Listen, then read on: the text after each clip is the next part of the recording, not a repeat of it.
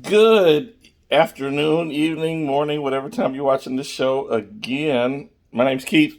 I'm trying to practice focusing on where the camera is so I make eye contact with my viewers.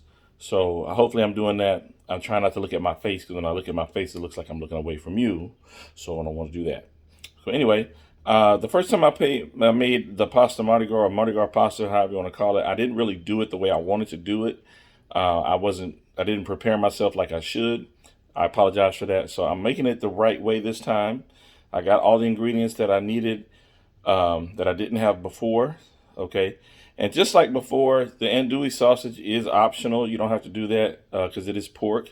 If you don't want, you might be able to find beef andouille sausage. I've never seen it. That doesn't mean it doesn't exist. I've just not seen it. Um, but you can leave the sausage out, or you can use beef sausage if you don't eat pork, or whatever. But this is largely a seafood dish. Some people put chicken in their pasta Mardi Gras. I'm not doing that today because that's just more than I want to do. But you can certainly put chicken in it. It's kind of like, think of it like gumbo, but without the broth and using pasta instead of rice. So my ingredients are here. So you see some heavy whipping cream. So this is the same fettuccine that I used before. This is the mung bean and edamame fettuccine. By the way, I made the spaghetti and meatballs the other day with the black bean spaghetti. Didn't like that. Not going to do that again. But this is delicious. And they do have a spaghetti. I didn't find it locally. I ordered it on Amazon, so it'll be coming. I think it'll be here tomorrow, actually. So there's that. I'll put this back in the refrigerator so it can cool down a little bit. Because remember, I don't rinse my pasta. Okay. Whew. And then there's some sea scallops. Those are the bigger ones. You don't have to put scallops either, but this is kind of an experiment thing that I'm going to do with this. It's best to brown scallops first, but I'm not. I'll try to do that today. But with everything else that's going in there, I may not be able to accomplish that. So the andouille sausage, heavy whipping cream, red and green bell peppers. There's green onions back there in the corner. My shrimp here. That's about 6 shrimp. The recipe is in the description. And these are some canned diced tomatoes with basil, garlic, and oregano. Okay, no salt added. Remember that, low salt for me, okay? And then some crawfish tails, if I didn't say that already. All right, so I'm gonna start putting everything together. I actually did grill the sausage, so those marks you see on the sausages, I put them on my flat top griddle that I cook my fish on usually. I did clean it first, of course. And normally I would grill the shrimp also, but I'm just kind of going to pan grill those as we cook, okay? So we'll start cooking here in just a moment. All right, so you can see I've added some additional ingredients. One very important one is this crab boil. I use Zada Range. They had other ones. I think, what's the other one? I can't remember. That's some other brands. I think Tony Chachere's makes one. Some cracked black pepper, of course. Some minced garlic. Gotta have that. And I may add some salt. I'll taste it. I don't want to put too much salt in it, of course. There is the sausage, and there's salt in that sausage, so we don't want to overdo the salt too much. Just be mindful of that when you are cooking and you have ingredients that already have salt in it. If you add more salt, what's that going to do to your dish? It's going to make it salty. And salty dishes, some people love that, but most people, if it's too salty, they're not going to want to keep eating it, especially if it's spicy and salty. And this is going to be a little spicy from that crab boil. And salt and spice just makes your mouth burn. All right, so I got my pan going. It's getting pretty hot. Put some olive oil in there. Sorry about that noise. This is my extra virgin olive oil, members mark from Sam's. About, a couple tablespoons, about that. You want enough oil so it won't stick, but not so much oil that it makes it oily. Move that around a little bit. You can see that how it's kind of staying behind when I roux that. It's getting pretty hot. I want that hotness. Okay. Since I'm using green onions, I don't want to put them in there first. I'm going to put my bell peppers in there first. Okay. I don't put the garlic in early because if the garlic burns, it gets bitter. I mean, I like bitter, but you don't want burnt garlic. You don't want to burn anything in here unless you intended to burn it. By the way, while I'm thinking about it, when you blacken something, the blackening comes from the spice, not from burning the food. It comes from the spice. One of the spices that's in blackening spice, seasoning that's in blackening spice, is chili powder, and that's kind of what gives it that darker color. Get that going here. And I'm going to put my scallops in here in a minute. This is not going to take very long to cook, okay? Just so you guys know. From now, I've already grilled my sausage. The shrimp is still raw. So the only thing that we're cooking really is the vegetables and the shrimp and the scallops. I'm going to put my scallops here in a minute because they are kind of like half frozen. So I want them to cook all the way. But you don't want to cook scallops too long because, again, if you cook them too long, they will get tough and chewy. You don't want that. So I got my scallops in here. I'm going to cook them for about 2 minutes on each side. I just want them to get some color on them, and then they'll finish cooking with the rest of the dish. I'm going to put peppers to brown. I'll go ahead and put my onion.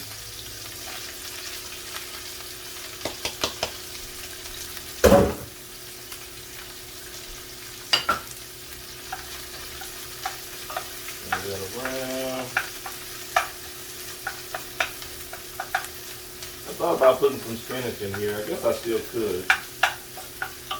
Spinach would be a good addition to this. But I don't know, man. Probably not. Traditionally, it's not in Mardi Gras pasta. So you can add some spinach. I like to have the greens. I may go ahead and put some spinach in here later. It'll be at the very end because it wilts really quickly. So let me get this black pepper in here.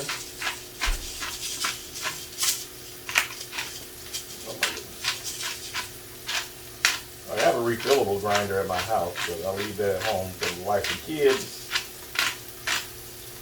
While I'm out here traveling, I have stuff that I can throw away. More practical. Alright. It's been about 2 minutes. I don't know, maybe it's pretty good color there. Decent color. Let's turn that over. Nope, that's more color than that. That's it. Yep, it's got good color on it there. That one took a little bit longer on that side. And we'll add some more ingredients here in just a minute. So you can see I got the scallops colored on that one side.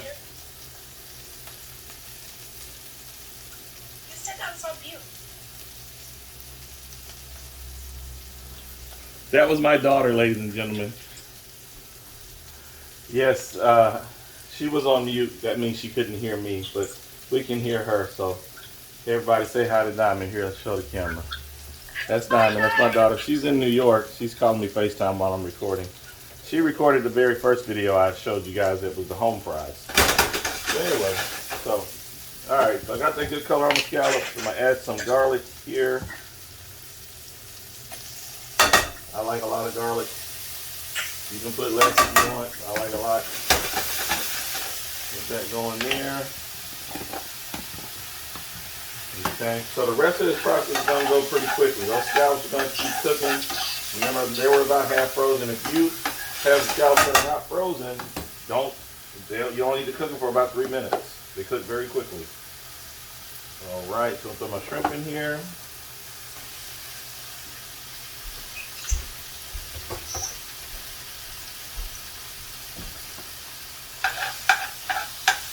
And you want the shrimp to cook until they're about, that opaque white color, or pink actually.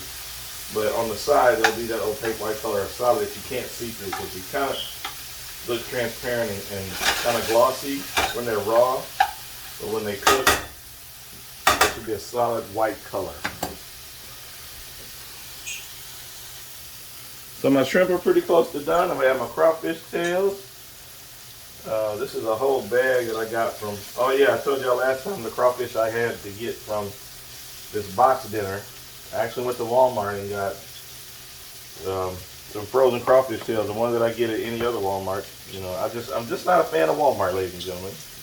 My daughter can attest to that. I hate Walmart.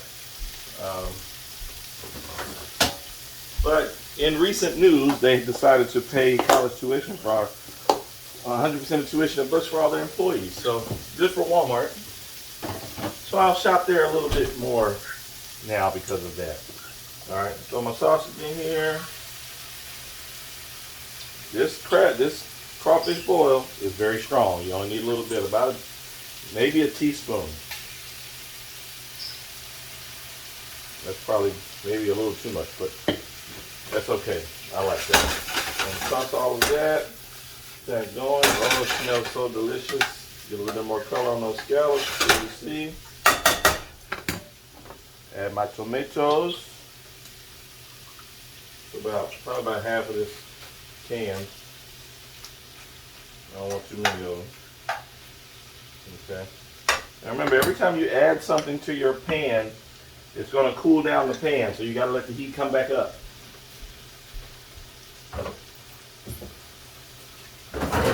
And don't lose your lid. Oh, there it is. Don't lose your lid to your stuff. I'm going to put the rest of these tomatoes in the refrigerator. I'll probably make this dish again this weekend because I still have more seafood and all the other ingredients that I'm using except the onion. I'll use shallots in the next time I make it. Alright, so that's getting good and hot. Smells really nice. I am going to put a little salt in there. Not too much. You need a little bit of salt for the flavor. Remember, the sausage has salt in it. The sausage is not going to cook down that much, so the flavor will need to be there, but just a little bit of salt. Another reason why I use a salt grinder sometimes than that big thing of salt y'all used to seeing me do, because a little bit more control in that. Okay, and in a minute I'm going to add my heavy cream, and then my pasta, and we'll be done. Pretty easy, simple recipe. I know it might look fabulous and spectacular, but it's actually very simple to make.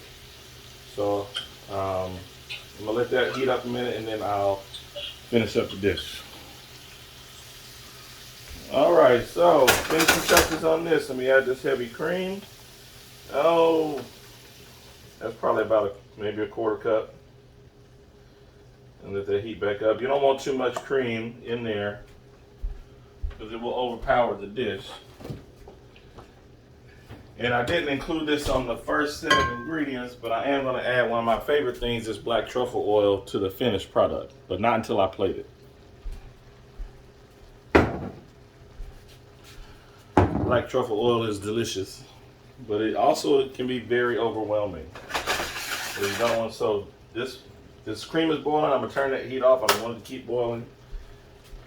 And then I'm going to take it off the heat, and then I'm going to add my pasta.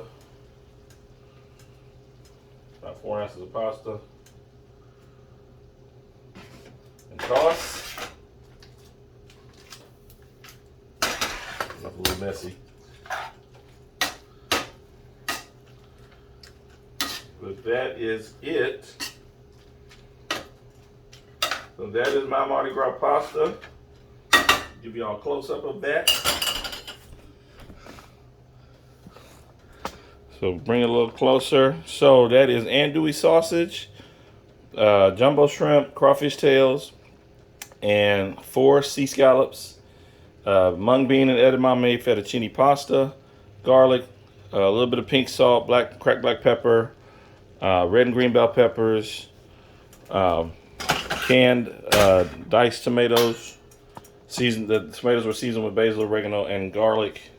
And then I'm going to top it off with a little bit of black truffle oil when I plate. I hope you enjoyed this video. Please, thank you for watching. Please rate and subscribe and share it with your friends. Thank you so much, and happy cooking.